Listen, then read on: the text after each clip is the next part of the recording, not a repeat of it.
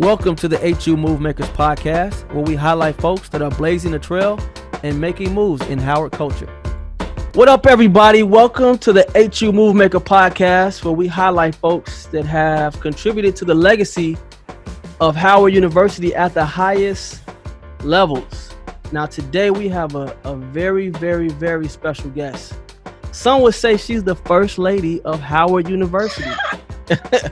Would they say that? Is that accurate? No, I don't know who would say that. No. Some would say that. You know, maybe Quinn would say that. I would say that. Anything for him, though. Hello. I mean, you was president when I was at Howard, right?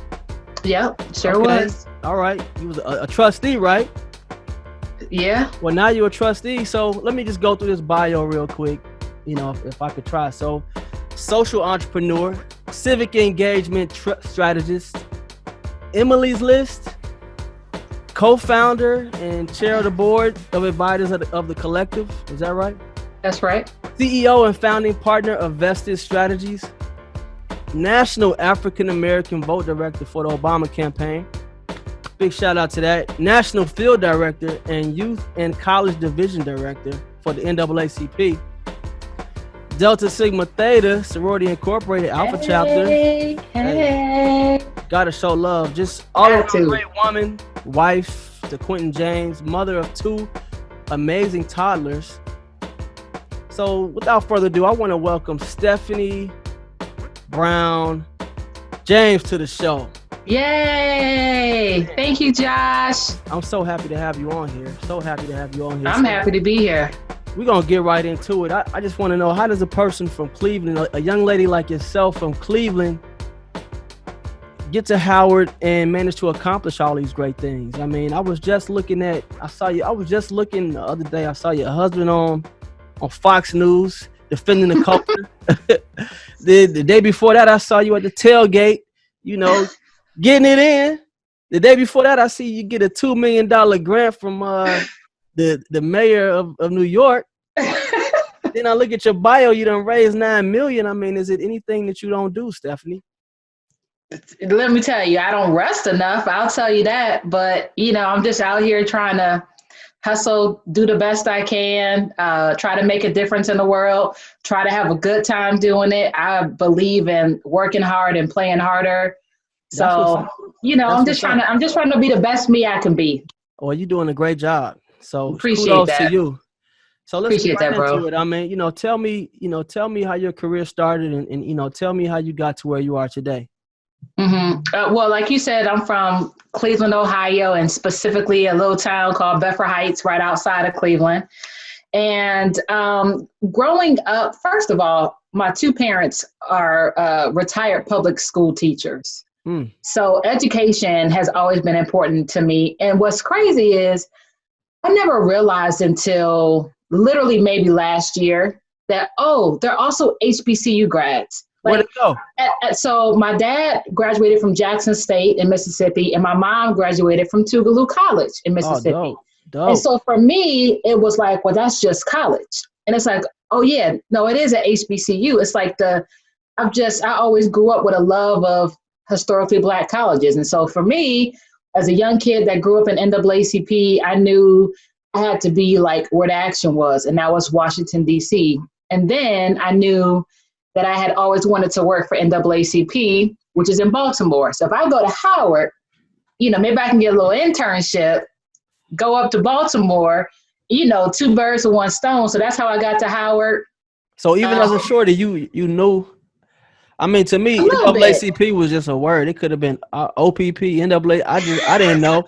I mean, even as a kid, you knew about the NAACP? Yeah, I had been introduced to it by a woman at my church, and she gave me a flyer for a youth council meeting, and they advertised pizza, and I'm like, I was 14, and pizza sounded good, and I knew there was going to be boys there. So I'm like, yo, I'm in. I don't know what this is about, but, you know, it sounds decent. And I literally went to my first meeting and was elected the president of the youth council. And I'm like, dude, I don't even know what this is. And I was president my whole time in high school. That's how I work with Black organizations. If you got an idea, it is. They make you chair that whole thing. The whole thing, just for showing up. Just That's for dope, showing man. up. That's dope. So at what age were you president? What age is this? So this was 14 to 18. You was president for 4 years? For all 4 years, freshman year to senior year. Wow. So you And was then, early. so I'm an overachiever because I was also class president from freshman to senior year. How many in your class? 300 and something. Damn. So when you president of NAACP, and that's what the local chapter for like your age group, right? What were some of the things you were able to accomplish, or maybe some things that you learned from that experience? I think, well, the biggest thing I definitely learned was the importance of having a strong crew. Like I'm a real nobody can do anything on their own. Like I'm a real big believer in like we got to all come up together, and so being able to work with my friends who were my friends, but still have to tell them, hey, these are things we have to deliver on. We got time to play, but this is time to work, and being able to really delegate things that had to happen as a teenager and prioritize time was a lot of what I learned through that experience. So by the time I got to Howard, I was used to what running. type of things are you doing at 14 to push things Well, forward? We had a lot of students who were really concerned about like the standardized testing that wasn't culturally biased. Exactly. Wasn't exactly resonating with young Black people, especially. And so talking about that, we were talking about police brutality back then. So we did a lot of forums. We did a lot. As a matter of fact, do you know Reverend Jamal Bryant? He's down in Atlanta right now. He was a big, he took over Eddie Long's church. Oh, well, okay. Anyways, Eddie Long, was that the pastor that was? Yeah. Oh, damn, Eddie. He took over his church, and he's one of those like celebrity civil rights kind of pastor guys. But like we brought him for his first NAACP speech because he used to be a youth director. Oh, nice. And so we would have a lot of forums, a lot of times for like young people to have town halls, speak out about what they felt about things. We were able to do participate in marches, and I'm like, I've been marching for a long time. Even as a teenager, you're already laying the foundation for your work right now. Yeah. Damn. Yeah. That's You didn't even want to know what I was doing when I was 14. That's cool. I was doing a lot of that too. Like maybe. So when I talk about, listen, I will also say I learned the art of discretion. Very early on, you know what I mean? Because you have a position, but you still a kid too. Word. You know what I mean? That's dope. So what's the demographics of where you grew up? To make your parents want to put you in something like city this? Was about half and half, white and Black. What about your circle of influence? Like, what's that like? Like, are you hanging with Black folks? You hang with white folks? Pretty much all Black folks. Okay. I would say in school, it was more white kids as well. And I never grew up in an environment that was like us against them. Mm-hmm. Like it was a very like racially mixed community where I never felt like shunned or I never felt any kind of oppression because I was a young Black kid. So what made you gravitate towards the NAACP, being that you had good race relations? Yeah. You know what's funny, in the 5th grade, I had a teacher named Miss Hilty, a white lady, one of my favorite teachers to this day, who I would say she cultivated an appreciation and a love for Black history, because she hosted a Black History Challenge in our middle school.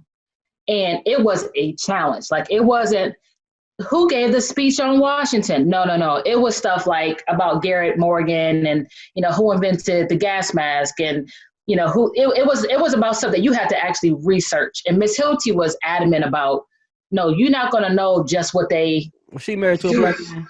No, she's straight white. She was just straight, regular white. To this day, Miss Hilty, I'm telling you, is one of my biggest cheerleaders still to this day. Oh, so you talked to her today. That's dope. Oh, yeah. She must be super proud of you, man. Super proud. That's what's up. She is, yeah.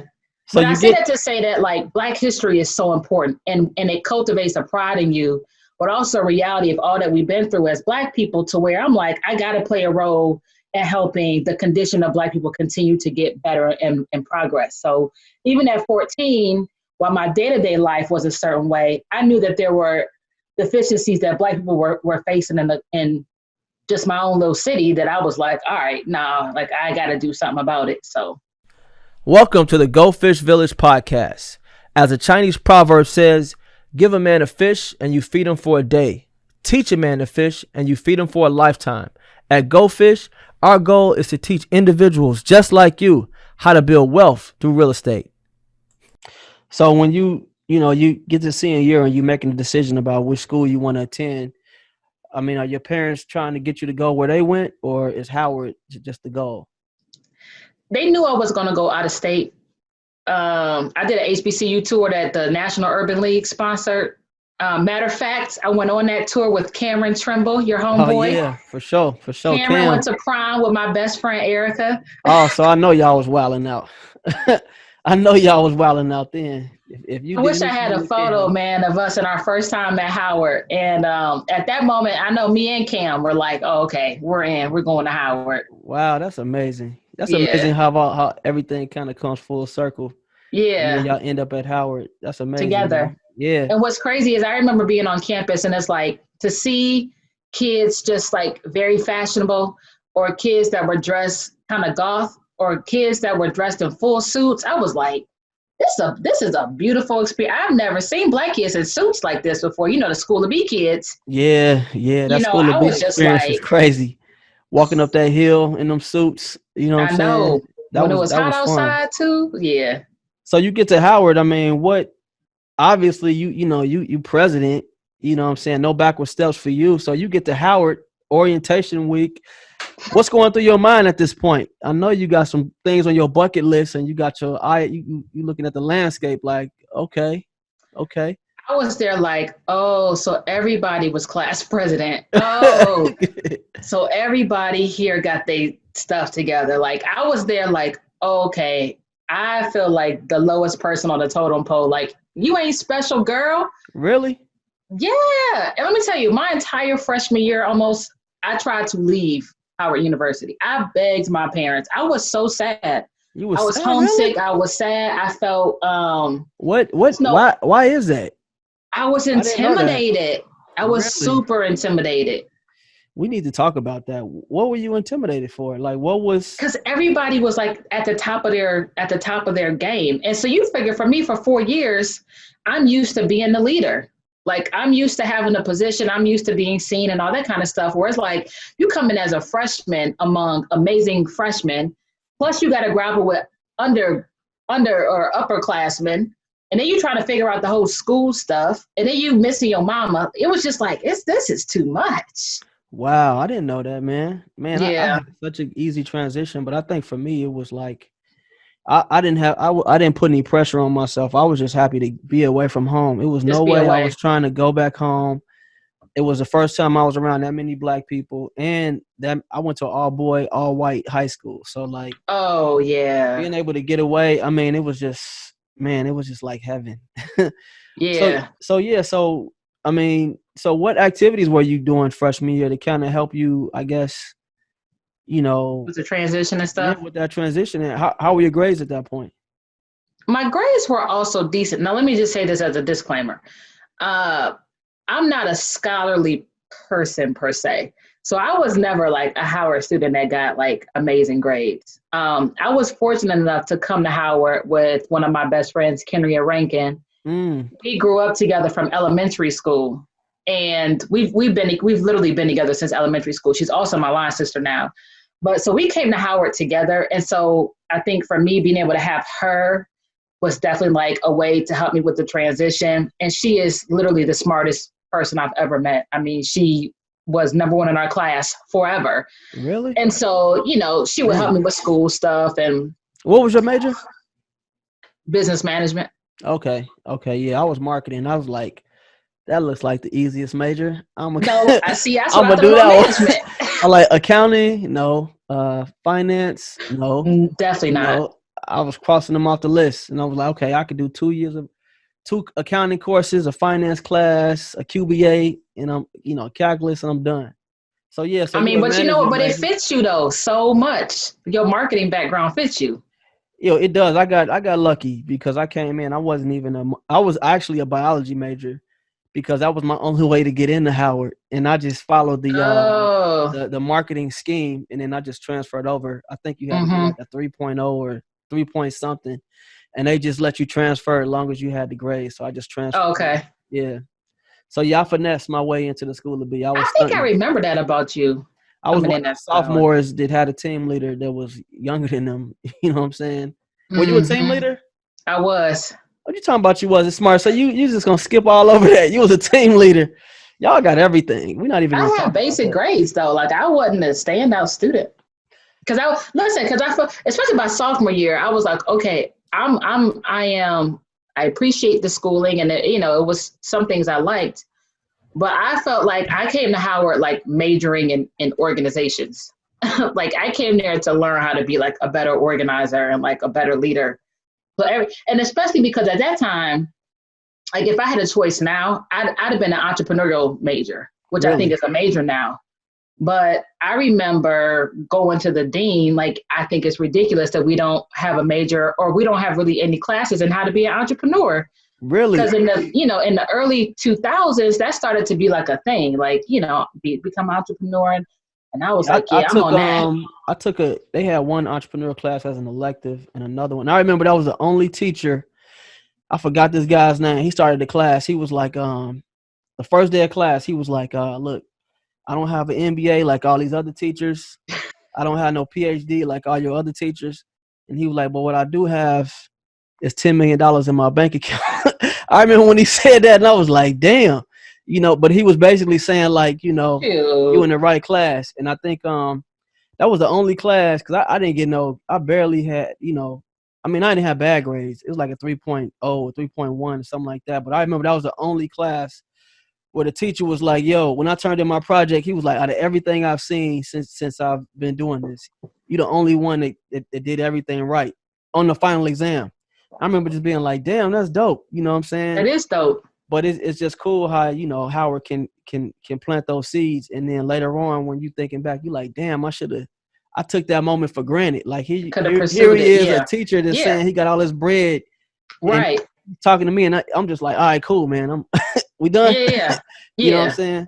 But yeah, so freshman year, take me back because I think a lot of girls at Howard, kind of get intimidated about different things because, I remember the first time I brought my wife to Howard and she was just like, dang, like, just seeing all the pretty Pretty women, girls. just like everywhere. I think she was just like, like, you know, Amazing, beautiful, talented, brilliant women everywhere, right men everywhere you look, everywhere. and you take it for granted. So like you don't realize it till you gone. But Yeah. as somebody who developed into a leader, like how did you overcome that? You know what I'm saying? Because I'm not a woman, but I'm sure that we're gonna have people that watch this that may have a similar struggle. How did you overcome that? I think I really, because now I'm trying to remember that joint was like 20 something years ago, Josh. So now I'm trying to Hey, really think. hey, I'm you brought trying, it up, so I told you, you bring something I'm up, I'm trying to gonna think dig back. in. I do remember like having a point where I'm like, okay, what do I like and what do I like? Let me check out student government. Mm-hmm. So freshman year, me and Karia volunteered for CUSA, and we got in CUSA, and it was Solano Simmons was the president of CUSA. Okay. And so then we ended up going from volunteers to having like a little job on staff or whatever. And then I think I joined like UGSA and School of Business Student Council. I was like, okay, again, if I focus on the things at Howard that I like and that I feel like I'm good at, and it also helped me to meet other people, this feels comfortable to me, And so I feel like I just started to just figure out my path and then meet like-minded people. So by that point, you're starting to meet the crew of people that you're going to be team leaders with, for example. So that's when I met Tanisha Willis and Alex Dixon and Uwe Myers, Man, Kyle Bacon, you know what I mean? And it was like, okay, you're and starting to develop these like a people crew, are all phenomenal people to this day. The and people still that you friends and still great friends So today. And so I what's a think, team leader for folks that don't know what a team leader is? so the School of Business has a 21st Century Advantage program that basically takes teams of students, undergrad students, and pairs them with a team leader in a corporate sponsored team. So like for me, my team was State Farm. And it's a team of like, I don't know, 10 to, how many of us was it, Josh? Like 10 to 12 people on the team? Yeah. Something like that. And then your team leader, who is like a sophomore, and I think maybe we had one junior, but typically like a sophomore student, helps you through different like activities and work that you have to do for your team, for your corporate sponsor, basically. Okay, dope. So it was a good experience. I loved it.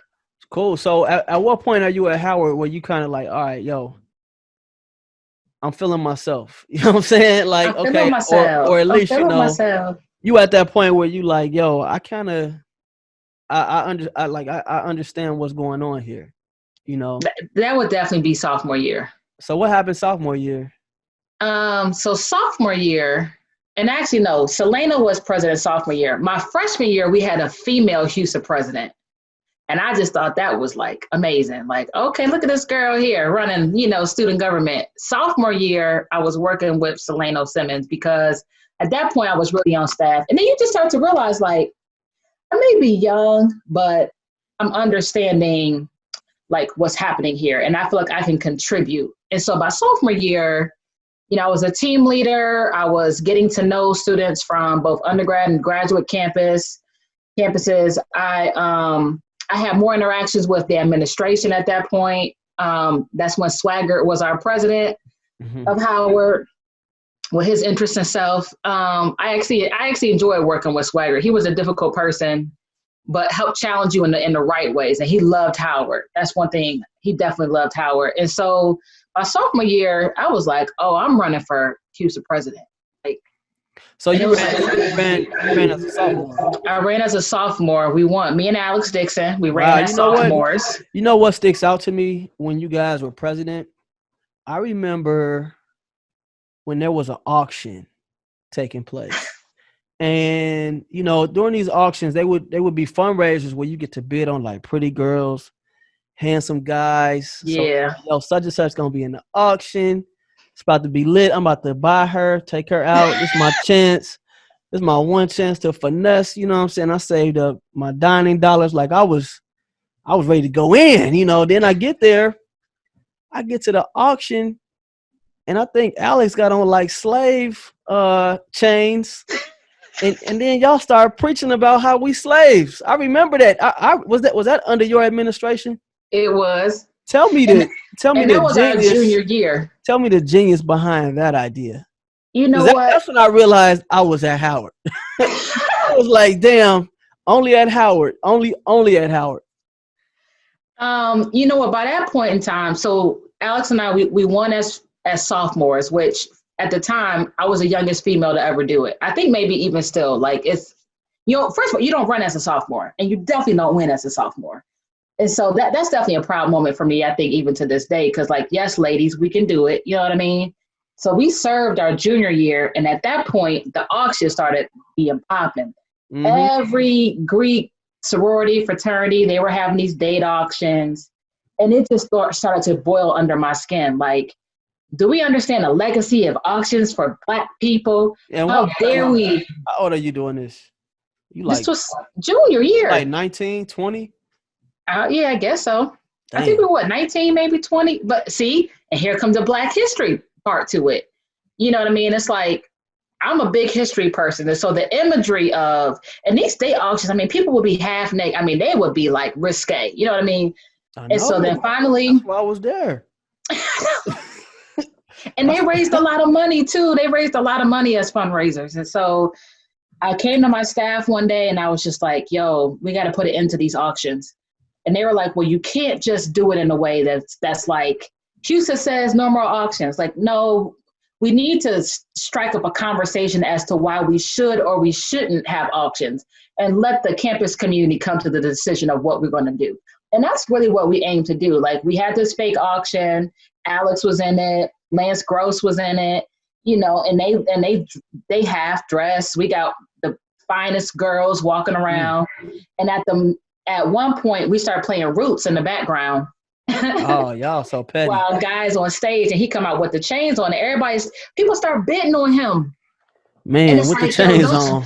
Don't you realize like this dude has chains on? And then we finally came up, stopped the stopped it and was like, this is actually not an auction. It's a conversation about why we should or shouldn't have. And when I tell you, we had never had an event with that many people. We had like 200 people there.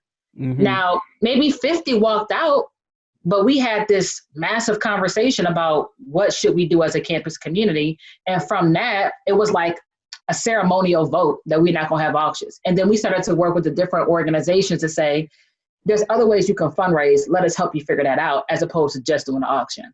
Wow. So what was the effects of that? Like, was it a good thing, bad thing? Like how was the response? What's so ironic is that unofficial policy lasted for some years. Like, I will come back to Howard because I'm a big believer in like being on campus, being a resource for, student leaders. I basically, at least up until like the last couple years, have known every single Houston president. And I remember coming back to campus, and this probably was maybe 6 years after we did the auction. They hadn't had no auctions.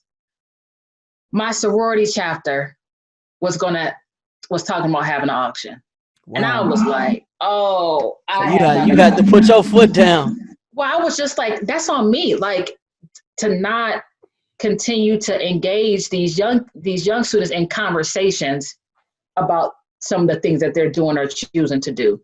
What type of leadership skills did, you said you came in as a sophomore, really wasn't supposed to win, but you did win, and you were able to accomplish some things. You kind of got the auctions kicked off of campus, and I'm sure you did some other things as well. Like what are some of the skills that you learned, from doing all of that stuff that you kind of that translated into your career today?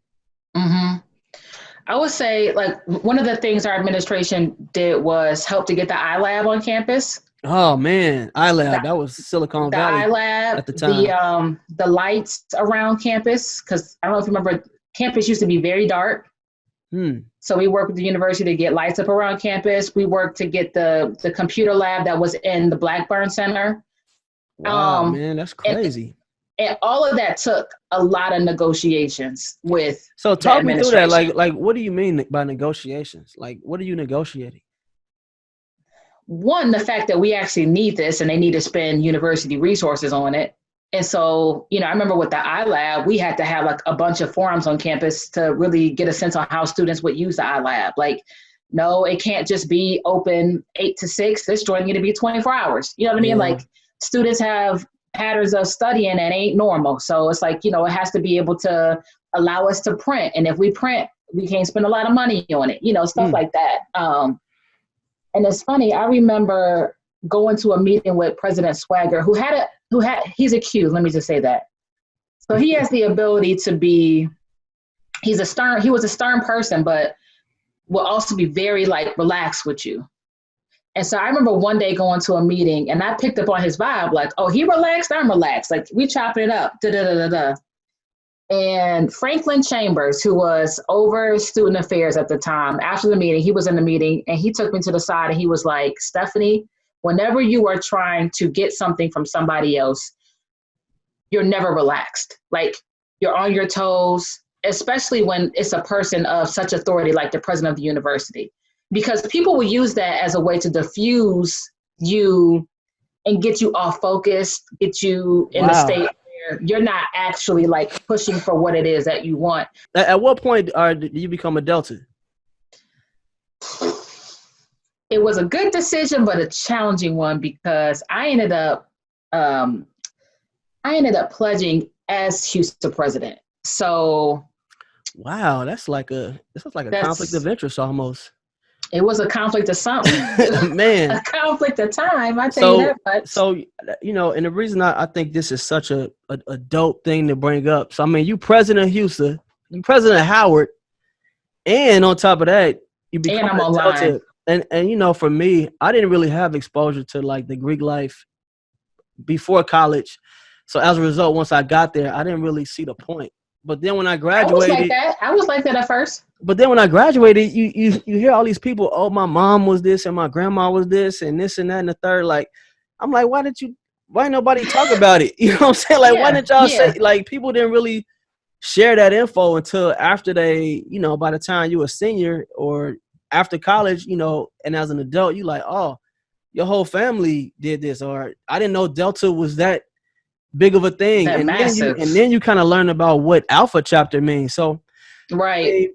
maybe you can't answer this. You probably couldn't answer it then. But even now, like when you look back at, like when I feel like when you go to Howard and you drive past and you see the iLab, you probably feel a sense of pride, Yeah.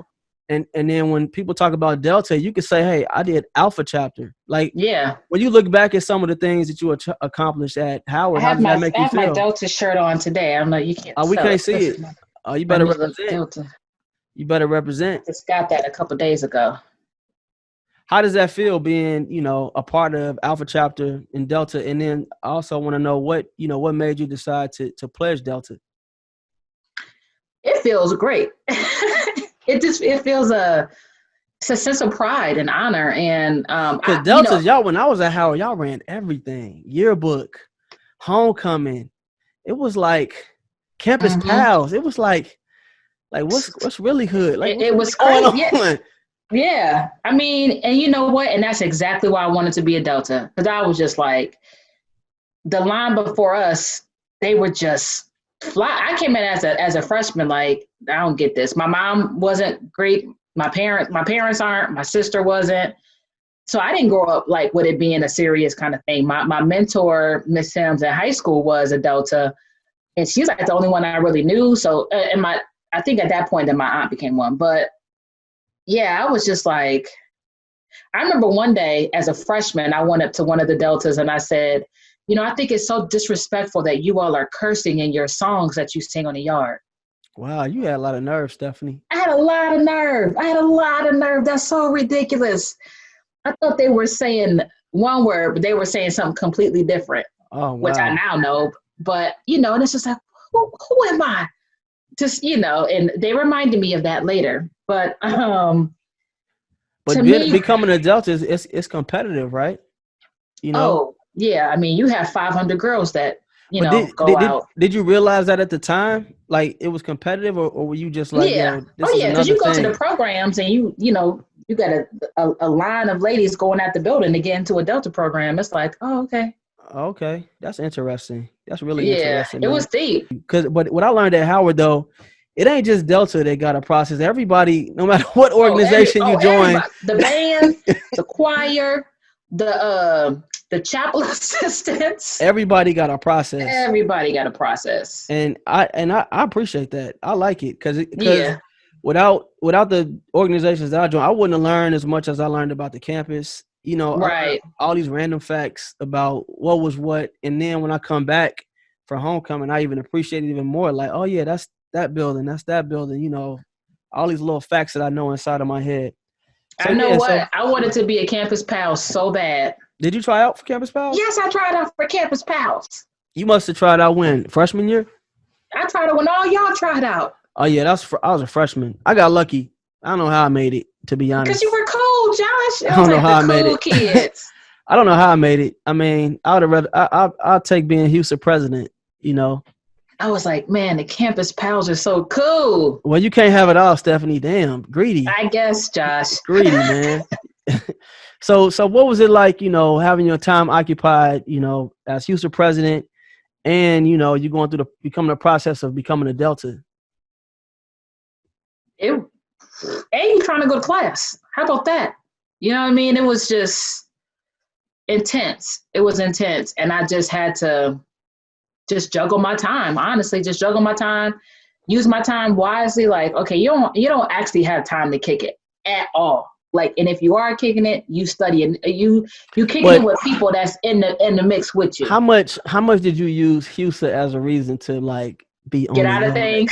I think maybe just a little. Just a little bit, huh? Just a little bit, because here's the other challenge is the line before us. That the line brings you in. Well, they're also a part of Houston. Oh, okay. And you kind of like they boss. Because the Houston president oversees the General Assembly, and the General Assembly is made up of like the presidents and vice presidents of all the schools. So, Delta's running everything. So we in the General Assembly meeting, and I'm in there with my pro fight. So I can only gas so much. So was everything smooth when you're kind of like It's like they're over you in one regard and you're over them in another regard. How was that relationship? I was never over them. I know Never, that's right. never, They like, yeah, Stephanie, you're gonna pass this bill. All right. never. I was Sign like, this. but let me tell you something, Josh. Like, I am a big person for deference. Like, I really believe like it's important to show and give respect for people that provide you with opportunities, especially, and Mm-hmm. so I didn't always understand some of the things you were doing, going through the Delta process until afterwards, and you realize like, oh, okay. Oh, and especially when you start bringing in your own line and you start, realizing things, it's like, man, I just appreciate those women so much. I So didn't how go did to class. so how did like being an adult, how did that change your life at Howard? Oh, I had a great time. I you had a said great you time. said, I oh, I kicked had a it for great the time. first time. For the first time in my What 3 are years, some things that were a little bit different, I'm sure I your was, confidence was a little bit, I was, ooh, I wasn't out there like that, but I was going out. You know what I mean? I Mhm. was going out. I was hanging out with Line Sisters. I don't know if you've ever been to Hops. It was like a little brewery in Alexandria, Virginia. They had these biscuit Oh rolls yeah, yeah. or L'Oreal Plaza. You brought And up we these would biscuit leave rolls. What do the biscuit rolls got to do with anything? because they're these honey glazed biscuits. And if you order a side salad for like $2.99, they bring you out these biscuits, and then Okay. you can have a whole meal for $5. And we ain't had no money. So literally we would be like, all right, man, should I go to this econ class? No, I ain't gonna do that today. Let's go to Hops. Or, hey, am I gonna go to this algebra? Nah, let's go to L'Oreal Plaza. So it was great times. Now, unfortunately, it caught up with me because I actually, and this is a little known fact, I actually didn't graduate with the class of 2003. Oh, I didn't know that. I didn't know that. So you No, graduated when? I graduated in 2004 Hey, but I'm sure because you don't regret it, do you? um A little bit. I do regret it because I failed my accounting class and I failed my Mm. statistics class. Mm. Two tough And ones. Two tough they ones. were like, okay, you can't graduate. And I'm like, I'm sorry, what do you mean not going to graduate? I had already had a job lined up at NAACP. Like, I have a job. I'm former Houston president. I think at the Right. time, Do y'all know who y'all talking to? I really had a chip on my shoulder. I think at the time I was chair of homecoming. Like, I was just like, You probably needed that dose of humility though. oh, I did. I did. And I will say that thankfully, Dr. Chambers let me walk and Dean Harvey let me walk to really save face because by that point, my parents had already paid for their tickets to come down. Like Did your parents know? my parents didn't know until like the week before graduation. Wow. Yes. So they came down and I walked and I borrowed my line sister's cap and gown. And I mean, I borrowed everything and they let me walk and save face really. And then that whole next year, 2004, I was working in Baltimore and had to drive back and forth to go to evening classes at Howard. So, and it took me a year to get my degree finally. And so it's like, man, to go from all that I did at Howard to at the end of the day, the most important thing you are there for is to get your degree because there will be like repercussions if you don't, you know what I mean? Mm-hmm. It was like, reality and like you said, that just that dose of humility and everything hit me, I think just in the right time, honestly. Damn, man. So I fast still rep forward. 2003 though. Of course, all the That's my time, man. class. Got to, man. So fast forward, you graduate. Okay, you Yep. graduate. So what are your career aspirations right now as you prepare for graduation, as you get ready for your career? I'm working for NAACP, my dream. So I became National Youth Council Coordinator. Brandon Neal hired me, Mm. another Howard alum, So Campus Pal, what are your Alpha. responsibilities in that role? My job was to oversee all the youth councils. So we had about 600 youth councils in NAACP. So how I grew up in a youth council in Mhm. Cleveland, my job was to create the programming for those kids, like different campaigns that they could operate around, the training curriculum for them. So all of our regional conferences, I created that, got the speakers, the national conventions, organized that for them. And then basically just So this sounds like a kind of ton of moved up work. from there. It's a lot of work, a lot of stress. it was a lot of work and it was a lot of stress. And I was there for, I think, a year that first time, and I got completely dismayed because I felt like the organization wasn't necessarily living up to what they said that they were. It felt like a lot of internal fighting around stuff. Let me ask you this, because a lot of organizations, man, you know, they get that check from that sponsor and then they kind of go quiet on issues. Mm-hmm. Do you find that to be something that happened while you were there? Maybe not with the NAACP, but just with organizations, you know, whether it be the Urban League or whatever, you know, somebody cut them a check and then that's that. Yeah, for sure. You know, or sometimes you find organizations pitting themselves against each other and they're trying to get money from the same pot.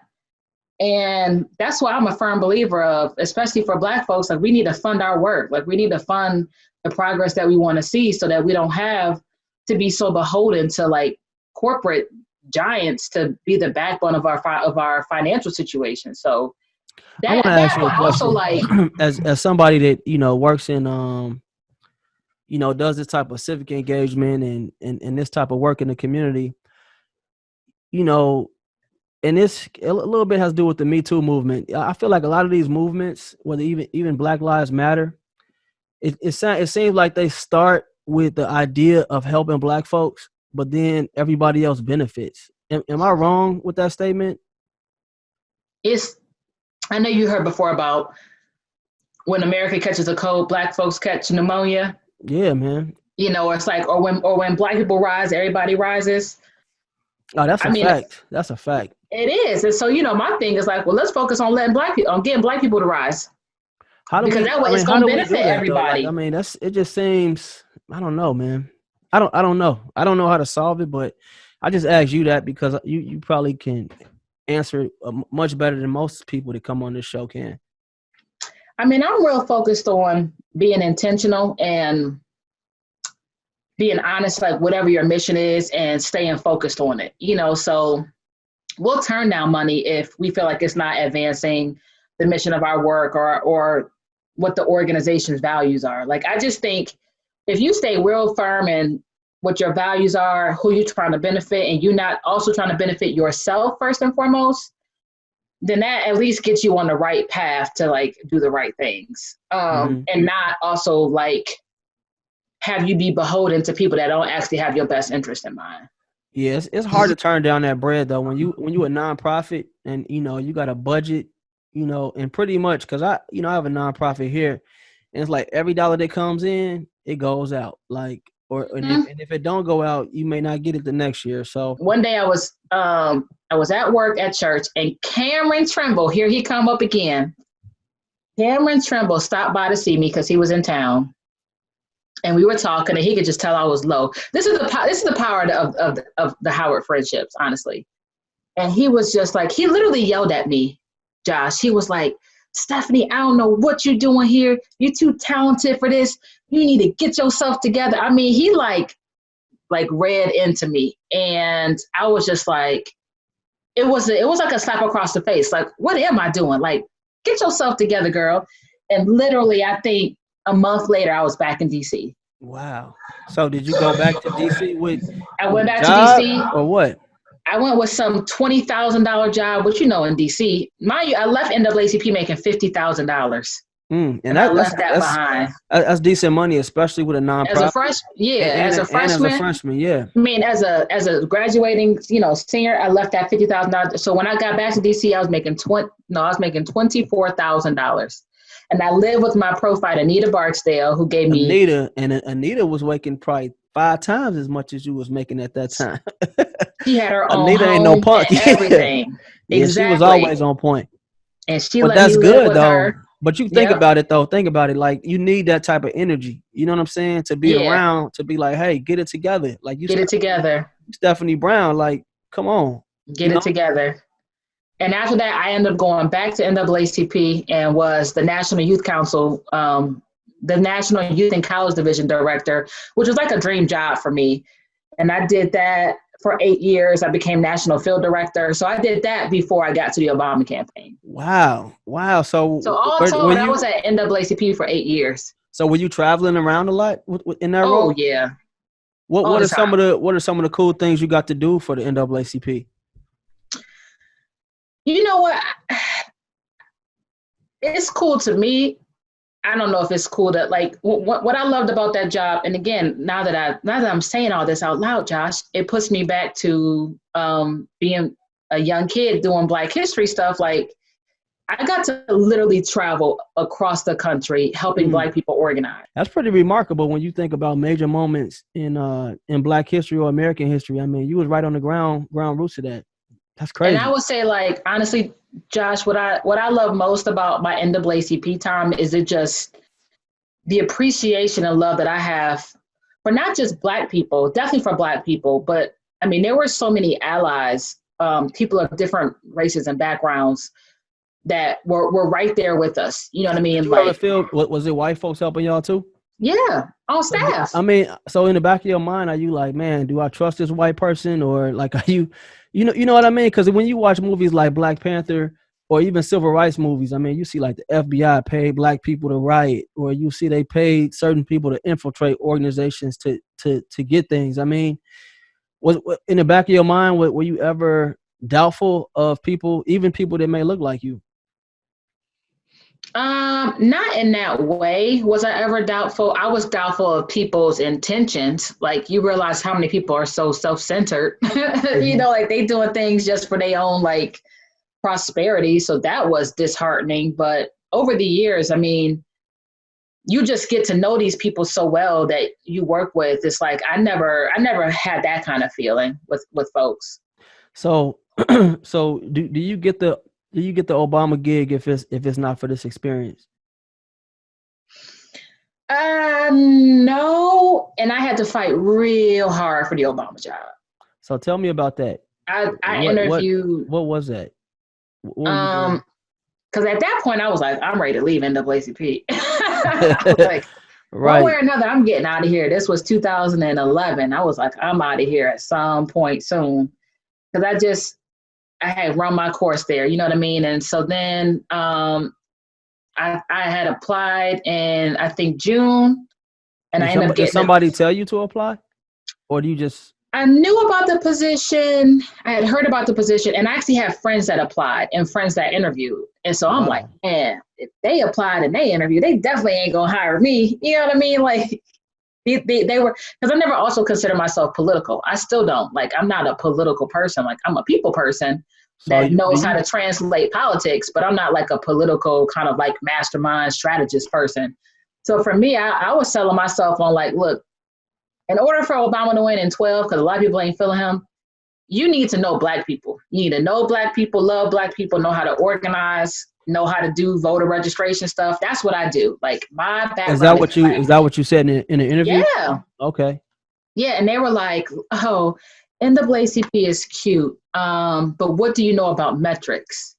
You know, and it was like, oh, I know. And it wasn't until I got the job, which I got the job on my birthday, January 16th, They was like, 2012. explain this FN statistics that you got. Bro, I got on the job in like 2 weeks, a weekend. I was like, this joint is intense, Oh yeah. intense. And I realized, oh, okay, like everything is backed by metrics. Um, So but you was know, I knew so Black was it people, so I could work it out. so when you had that Obama campaign, was it more resources when you joined that team?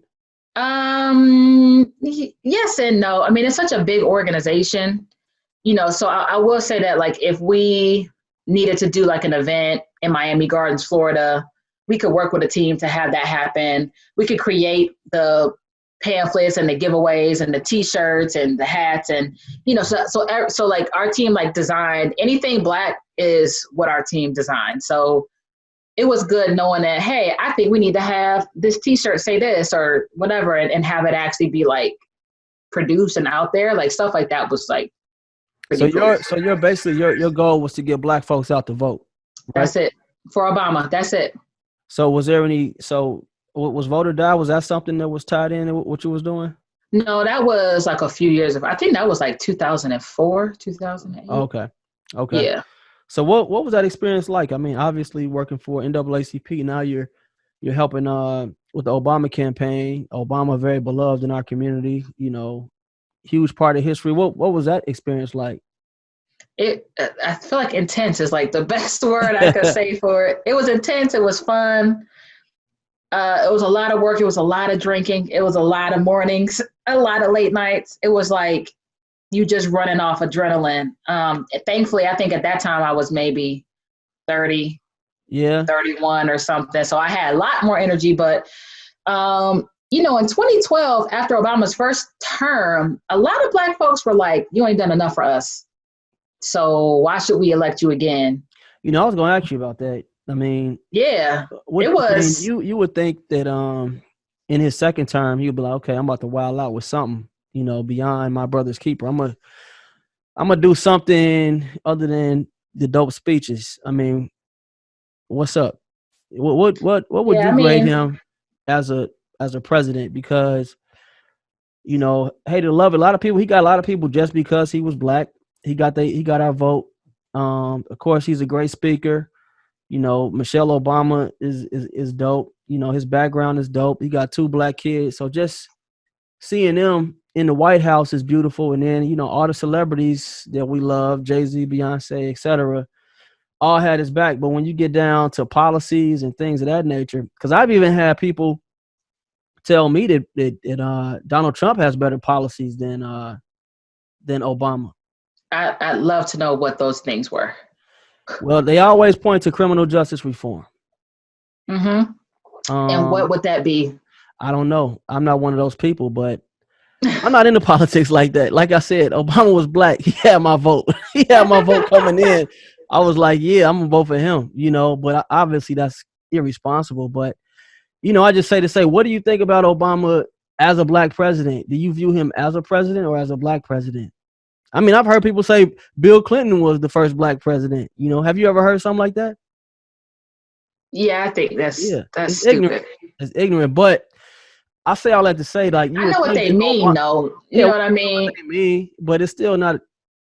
You don't want to hear that. You know what I'm saying? No, well, it's not true. So it also diminishes the Black president that we did have. Exactly, man. I mean, I do think I'm more. I think overall. How about this? If you had to criticize Obama, what criticism would you give him? I mean, I think that there probably could have been an initiative with more intentionality that was specifically around addressing, let's say, the economic challenges that Black people face. And I think people wanted him to be more specifically engaging of Black people. And I respect that, which is why I do respect my brother's keeper. I respect stuff like that.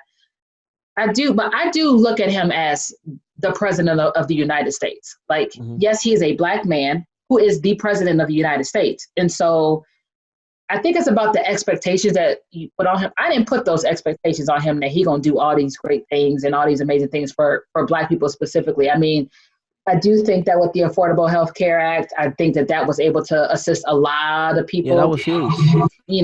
Black people included. I mean, because I get in these little debates, but like I said, I tap out after maybe 20 minutes because I don't know that much about politics. But, I know that when he came in office, the economy was horrible.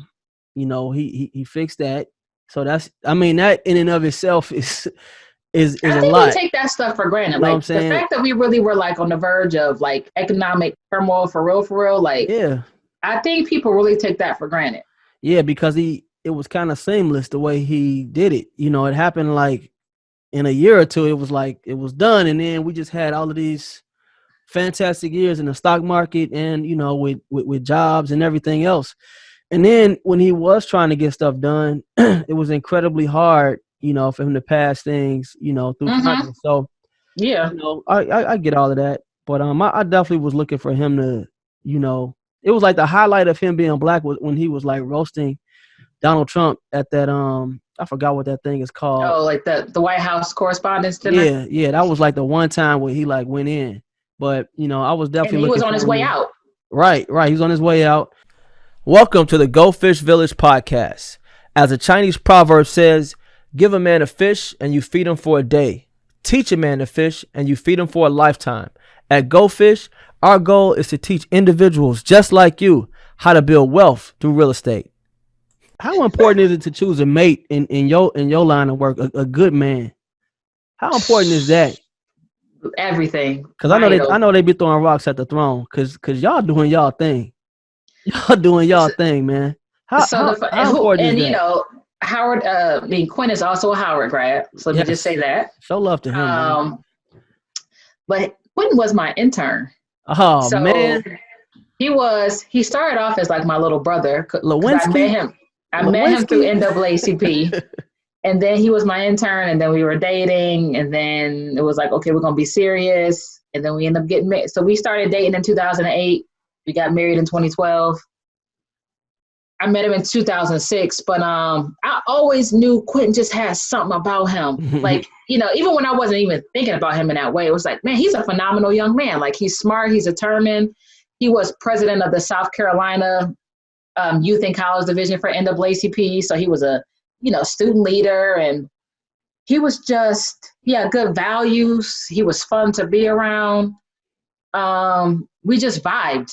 That's And good. also, I will say, early on, I realized like Quentin supported me like nobody else. I mean, everything I would do, biggest cheerleader, everything. And I think that's important for a woman to have, especially, is your man got to really like look at you like, babe, whatever you want to achieve, I'm going to be right there by your side, and vice versa. And I think we've just always had that really good balance.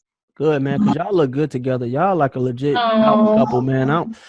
Every time I look up, it's like a great announcement that y'all making.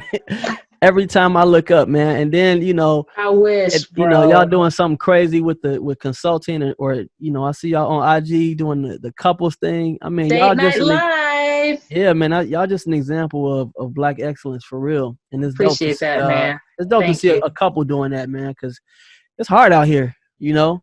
Yes, it is. Oh, yes, So it yeah, is. so tell me about the entrepreneurial spirit and how that is come from idea into reality.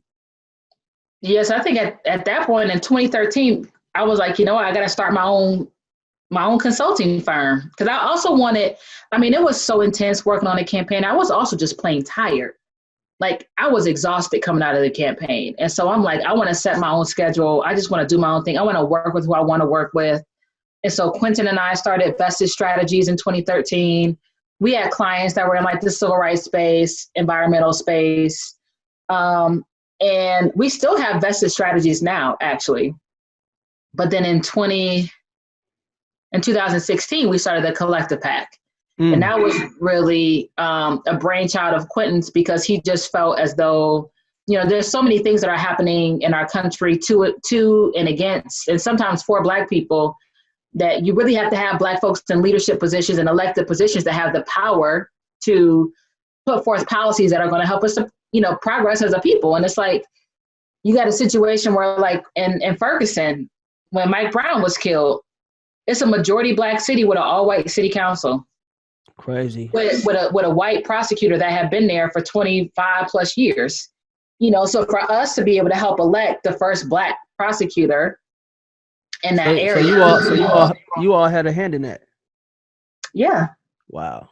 You know, and that's the whole point, you know, like to help elect the first Black mayor of Montgomery, Alabama, and Birmingham, Alabama. You know, it's like, man, what's the mission of the Collective Pack?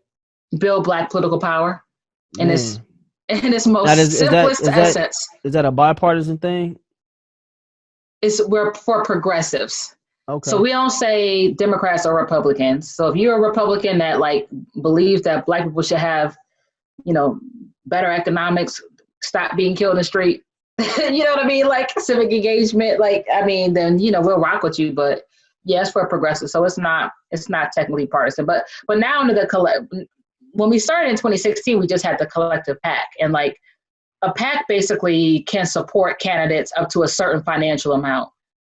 So from there, we started the Collective Super PAC, which can still support candidates, but you can't coordinate with them in any kind of way. And you can also raise unlimited resources. So for example, when Andrew Gillum was running for governor in Florida. Damn, Andrew. Not going to go there tonight, Joshua. Not going to go there. But when he was running for governor, we had a super PAC that put in $2 million into that race and really helped to solidify. We're not going to go there, Joshua, tonight. Yeah, I see you. I see your whole face. Yeah, I mean, let me take it. I don't know. I mean, yeah, that. So it's now we an have unfortunate situation. It's very unfortunate. We could agree on that. It's unfortunate. We can agree on that.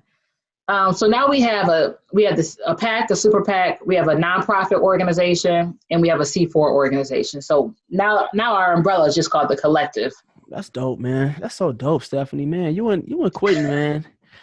What are y'all doing over there, man? Y'all just making kings. Y'all making people kings and queens, man. You know, I do want to talk to you about pressure, because a lot of times, like you said, you went back to Cleveland, and you getting folks coffee, you temping, but you was just a Delta. You were just president of the Mecca, Howard University, and then you go, and I don't want to say you fall on your face, but you kind of like take some backward steps. But sometimes you got to take those backward steps to, you might take 2 steps backward to take 4 steps forward or something like that. But pressure, man, I talk to my friends about stuff, and, you have these goals and these dreams, and then you finally get there. And then that's when like that real pressure kick in, because now you got to maintain all of that. You know what I'm saying? Like, I was looking at your bio, y'all brought in like $9 million. At one point in time, I'm sure you probably had a goal like, man, if we could raise $9,000, we straight. You know what I'm saying? Let me tell you, real talk, Josh. We started the Collective in 2016 in August, and then you had the November elections. Didn't nobody think, we kind of had an idea. People didn't really think Trump was going to get elected. So at that time, our sole source of income, like as a household family, was vested strategies. Mm-hmm. And at that point in time, we were doing a lot of work around environmental awareness with Black people. And so when he got elected and basically did all this anti-environmental stuff, our clients like completely dried out. And so as we entered 2017, we virtually had like no income coming in. Damn. And by this point, we had Carter, our first son, in 2015, and I was pregnant with our second son. So y'all with no money coming in. Y'all was stressed and getting it popping, huh? With the house. Like, stressed and getting it. Hey, y'all was having fun though. At least you was having fun at the crib. No, see, the second baby came before the drama. I said it all to say, like, the worst year ever, like, for us as a couple was definitely 2017. I mean, we didn't have nothing. Like, we would try to figure out, okay, did we not tap into this couch and find the coins yet to figure out how we're gonna buy some McDonald's for the baby? Wow. I mean, it was times we couldn't buy diapers. We couldn't buy entrepreneurship. Formula. That's entrepreneurship. Yes. You know what? Like I own the office building where my office is, and that's dope. But straight up, I'll tell you, I'll be 100% with you. Like, my office initially was across the street. Then I bought this office, but then I got another addition added on. But doing that, I was putting stuff on my credit card. I was like, I'm gonna do this, I'm gonna do that, I'm gonna make it like this. I looked at my account, I'm like, I'm running out of money. I had to move in with my in-laws for 2 years. Me, my wife, and both my kids. We back in where my wife, where she lived as a high school kid, the 4 of us. Wow. For 2 years. I'm running my business. I'm in the morning, I'm getting up, I'm driving Uber, then coming to run my insurance agency. Then I'm driving Uber again at night. So right now, Collective PAC in what's it called, Emily's Village? Emily's List. I'm sorry. So Emily's List, that is what's the mission of Emily's List? So it's funny because we always designed the Collective to be the Black Emily's List, because Emily's List is like the top-notch group at what they do, which is basically supporting Democratic pro-choice women to run for office. Democratic pro-choice women. That's a math equation. And really our job is to help train these women, have them be supported, help them to get elected, help them to win. And I mean, this is $100 million organization that just is best in class. And so. Damn. So are you able to take those best practices and apply it to your organization? Yeah, but not exactly because, we got 100 plus staff at Emily's List, and we at Collective just hired 3 or 4 people. We just now have a staff of 5. That's good, man. Whereas, That's good. no, it's great. I mean, it's the first time since 2016 we've actually had a staff and not like independent contractors. So so you guys got money from the mayor of New York, right? And that was to help register Bloomberg, people to vote. to How was register that? black people to vote. Yep. That was huge, Steph. Mm-hmm. That was It took a huge. lot to, work to put the proposals together. You go back and forth, back and forth. I mean, that's all Quentin. Quentin, like the mastermind behind it. And the whole idea is to register Black people, especially Black men, and to engage them in getting out to vote. So out of the work that you've done, it's a lot. I mean, what are you professionally like? What are you most proud of? I would definitely say the Collective, just because, I mean, you talk about building it from nothing into something that has like real impact or has had real impact. Like we've helped to elect 70 plus people. We've been able to train over 1,000 Black people how to run for office in a very culturally relevant way. Because when you're running as a Black person, it's different than when you're running as, another race. But it's like now, man, when Black folks run for office, they gotta come see you. You know what I'm And saying? so for They us, gotta to be come see honest, you. Josh, it's been difficult to just manage the influx. Really?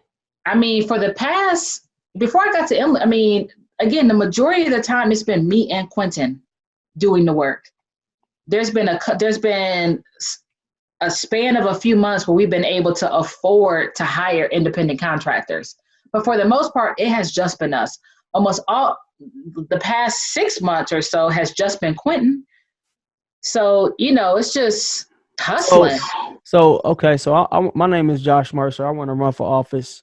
I come see you. What's our conversation like? Well, first is you have to complete a questionnaire, Mm-hmm. because that gives us a sense of like where you stand on issues that impact Black people. So, we want to know, like, do you think we should increase the minimum wage? Which you have a lot of Black tip workers, and you have a lot of Mm. people that are working hourly jobs. Do you believe in that? So that's where we get to the whole progressive thing. Like, do you believe in supporting public school education? Man, that minimum wage that hurt me. I'm a small business owner. I ain't gonna lie.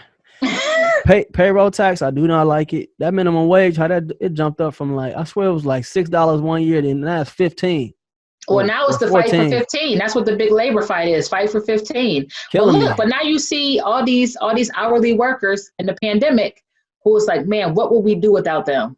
Like, Yeah. and yes, they should get an increase in minimum wage. And so we have a 40 question questionnaire that you have to complete. Okay, And so I passed also the questionnaire. Y'all you like pass me. the Now what? questionnaire, and then we get a sense of like how your campaign is going. So for example, let's say you're running for state rep, or let's say you're running for Congress.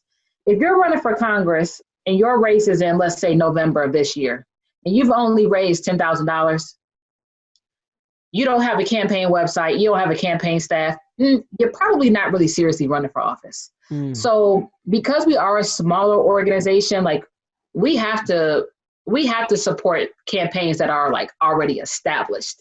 So we're not here to help you establish your campaign. Now we'll give advice here and there. We may refer different vendors that you should, take a look at, but you have to come to us with an established campaign.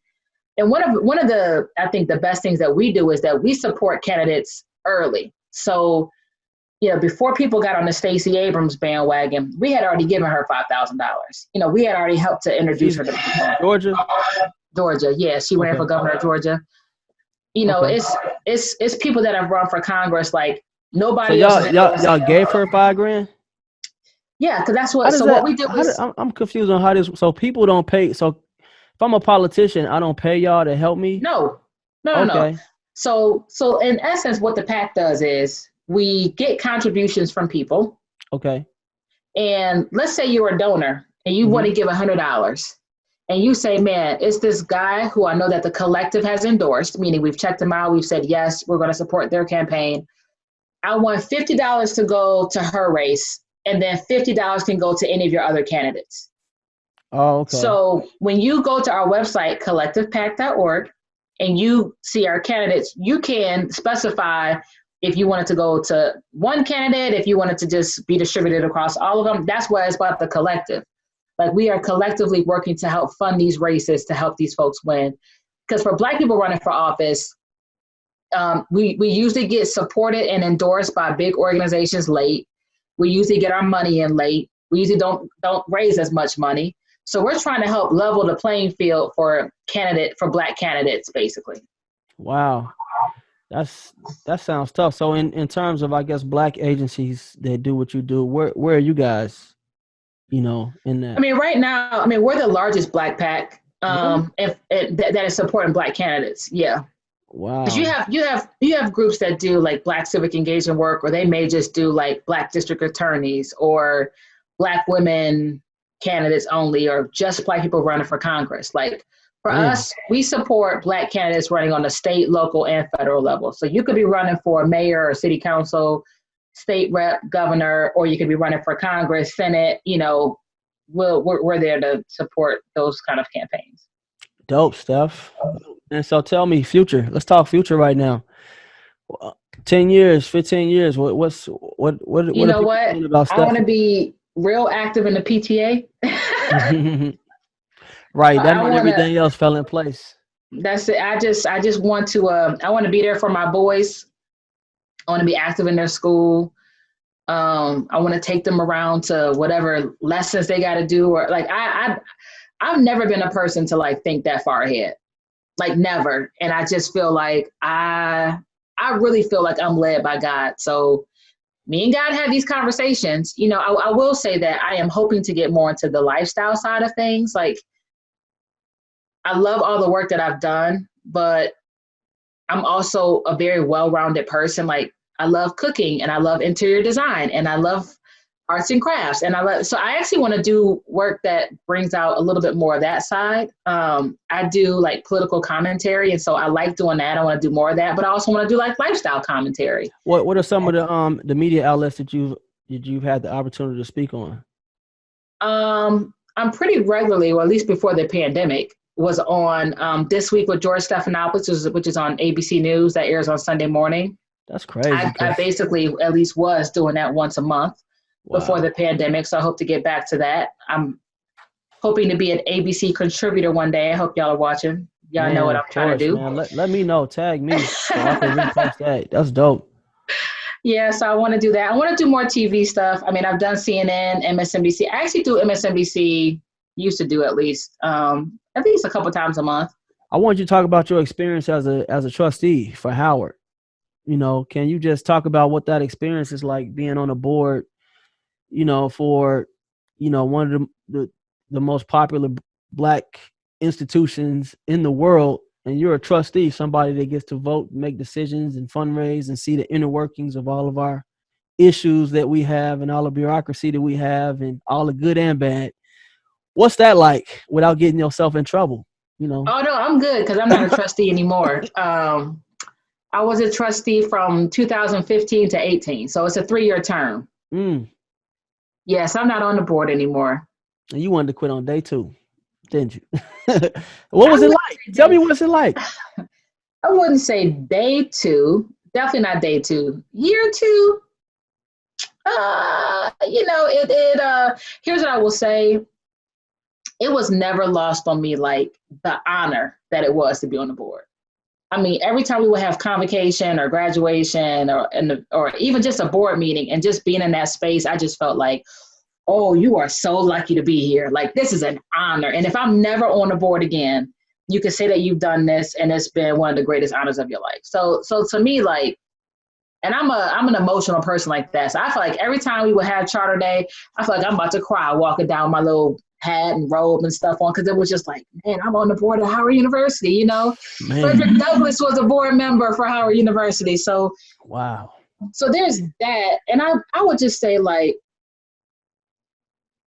I know that I had a voice on the board. Whether it was always heard and appreciated remains to be seen. I think it is very, very, very important to have former students on the board of trustees at Howard University, people who live, know, love the culture of Howard, but also have enough professional experience to want to see it grow, want to be able to have things enacted that's in a financially responsible way, but doesn't lose the culture and the legacy of Howard in the process. So, I hope that we'll continue to have people like that on the board, and people who, it don't matter who's in the room, is not afraid to speak up. So let's talk about legacy of Steph. When it's all said and done, what is history saying about Steph? I think history is saying that she loves her people. She's a woman of principle. She's a woman that just did everything that she could to help the greater good. And she's a wonderful mom and wife, sister, daughter, friend. I'm really, really big on family, and I'm really, really big on friends. So, I want my legacy to be that I did. If that's me taking a shirt off my back, I'm going to do everything I can to like help the next person. But I really appreciate you joining me, Steph. Right now, we're going to do our little rapid fire. So Okay. I hope you can get these answers. So rapid fire, you just got to give an answer. You can't expound on it. You just got to give an answer. So I got it. I'm good. Yep. I hope. So all right. So question number one, you got to pick one: homecoming, graduation, orientation, or charter day. Homecoming. Okay. Yard fest or tailgate? Tailgate. So homecoming as an alum or homecoming as undergrad? Alum. Negril or Ben's Chili Bowl? Neither. Love. So here's one of these you start. One of them you got to sit on the bench, and another one you got to cut. All right. Love, Republic Gardens, or 2K9? Ooh, on the bench is 2K9. I'm starting Love. Ooh. I guess, that's tough. So you got to cut. You're going to cut Republic Gardens. No. I'm cutting 2K9. I'm cutting that. I'm putting Republic Gardens on the bench. You cutting our whole freshman year out, man. Dang. I didn't go out, Josh. Oh, man. This is what I'm saying. I didn't go out. Okay. So you going to start who? Love? I'm starting Love, yeah. I know you're going to start Love because you was a Delta by the time you was a senior. I'm starting Love. Big men on campus. Y'all just ran everything. So I know Arlene was hooking y'all up to get in all the parties. Oh, yeah. So, yeah. U Street or Adams Morgan? U Street. Quad or the Annex? Quad all day. Fraser Hall. Drew Hall or Carver? Drew. Kappas or Qs? Kappa, sweetheart. Jordan or LeBron? Oh, that's a tough one. My first reaction was Jordan because I grew up just obsessed with him. Sorry, that's it. But, LeBron is hometown, so. Okay, good job. All right, now we got a little Jeopardy that we're going to do. All right. First question, and this is all Howard questions, so don't mess this up. You a trustee, you a Delta, Houston, so it's no pressure. I know you're going to get all these right anyway. Okay. All right, so what zip code is Howard in? 20001. No, it's 59. Dang. I thought it was 01 too when I looked it up. But it's 59. Maybe it changed. I don't know. Okay. What's the Howard motto? I know this. Truth and service. Yes, there you go. You're the first one to get that right. Well, you know what? This other guy got it right. I believe in that too. Truth and service. That's good. This Howard alum was the 6th mayor of Washington, D.C. Oh, I know this because it's a woman.